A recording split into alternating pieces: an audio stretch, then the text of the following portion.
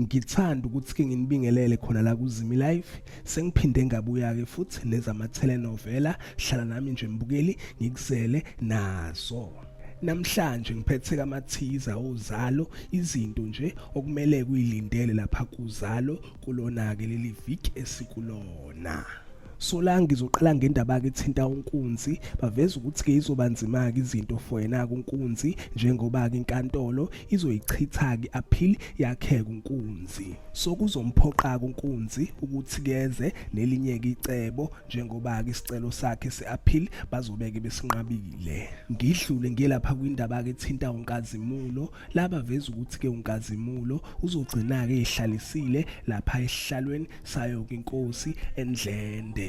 So sabona ke babukeli ngawo ke lapha olwesihlanu ukuthi ke uNkazimulo wahluleka ukuthi ke ehlaleke lapha esihlalweni ngenxa ukuthi ke umkhandlu waseNdlende ongahambisani ke nayo ke leyo ndaba and wagcina ke edikilile. Kodwa ake kulona ke leli week uzogcina ke ehlalile lapha esihlalweni ngenkani.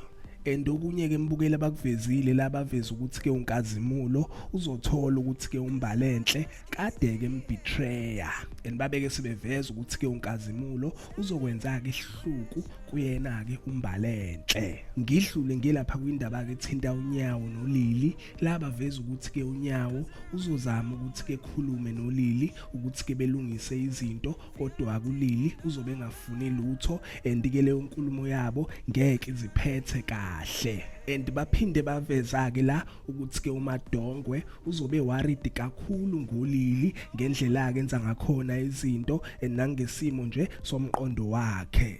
Zizombuyela kuLili njengoba ke benomondli bazoqhubeka bebeke nokuphikisana bengaboni ngasolinye. Ngidluleke ngelapha kwindaba ke ethinta uMbatha naye ke ubabekazi. So lana ke mbukeli baveza ukuthi ke uMbatha izinto ke izomhambela kahle njengoba ke iladlamini izobeka impressed ngama program enziwa yena kuMbatha lapha kwaMashu. So injalo ke mbukeli wona ke lawa mathiza ozalo akulona ke leli week esikulo. Cela ke mbukeli ungakhohlwa ukuthi ke ulike and ke usubscribe ake ngithi ke nje danke ngiyazi bongela.